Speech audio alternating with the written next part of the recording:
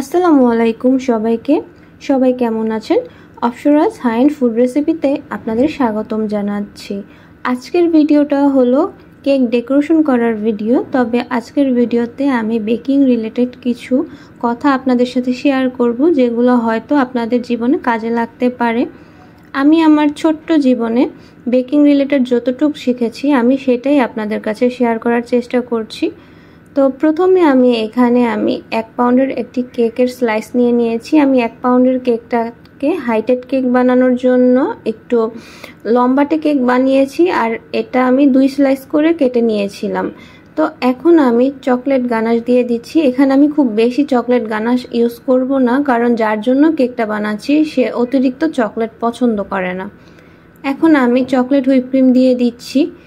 আর এই কেকটা আপনারা যারা নতুন তারাও খুব সহজে তৈরি করতে পারবেন। আর কেকটা দেখেই বুঝতে পেরেছেন বর্তমানে এই কেকটা সবচেয়ে ভাইরাল একটি ডিজাইন। তো এটা খুব সহজেই করা যায় আর খুব তাড়াতাড়ি আপনারা করে নিতে পারবেন। যারা বিগিনার্স আছেন তারাও তৈরি করতে পারবেন। এখন কিছু কথা হলো, যারা বেকিংয়ের কাজ করতে আগ্রহী হচ্ছেন তারা আগে চেষ্টা করবেন বাসায় কিছু বেকিং জিনিস কিনে নিজেরা চেষ্টা করার জন্য।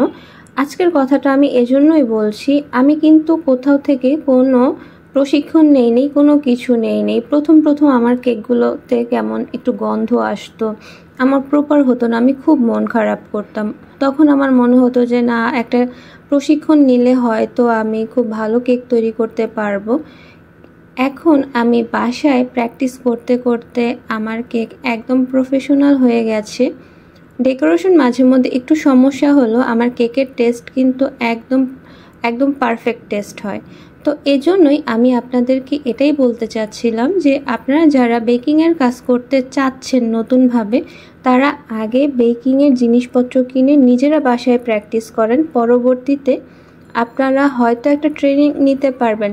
আমার কথাটার মানে এটাই হলো যে আপনারা যদি বাসায় কিছুটা প্র্যাকটিস না করেই একদম শিখতে চলে যান, তখন আপনারা কিন্তু একদম সঠিকভাবে শিখতে পারবেন না। যদি আপনারা জিনিসগুলো সম্পর্কে কিছুটা ধারণা রাখেন বা কিছুটা কাজ করেন, সেক্ষেত্রে যখন আপনারা শিখতে যাবেন আপনারা 100% ভালোভাবে শিখতে পারবেন। কিন্তু একটা অজানা জিনিস যদি আপনারা একদম না জেনেই শিখতে যান, তখন কিন্তু একদম পারফেক্টভাবে শিখতে পারবেন না। যেমন আমরা স্কুলে যখন পড়তাম, তখন টিচাররা আমাদেরকে বললো বাসা থেকে এটা পড়ে আসবা, যেটা না বুঝবে আমি তোমাদেরকে বুঝিয়ে দিব। সেটাই, আগে একদম টাকা খরচ করে শিখতে না যে আপনারা কিছু টাকা খরচ করে বাসায় জিনিসগুলো তৈরি করার চেষ্টা করবেন। এতে আপনারা একদম বেকিং এক্সপার্ট হয়ে যাবেন। পরবর্তীতে আপনারা একদম অ্যাডভান্স লেভেল শেখার জন্য শিখতে পারেন, কিন্তু প্রাইমারি লেভেলে আপনারা নিজেরাই বাসায় এটা চেষ্টা করতে পারেন। আজকের কেকটা কেমন হলো আমাকে কমেন্ট সেকশনে জানাতে পারেন। আর কেকটা যদি ভালো লেগে থাকে আমার চ্যানেলটা প্লিজ সাবস্ক্রাইব করবেন। সবাইকে অনেক ধন্যবাদ জানিয়ে আজকের ভিডিওটি আমি এখানেই শেষ করছি। আল্লাহ হাফেজ সবাইকে।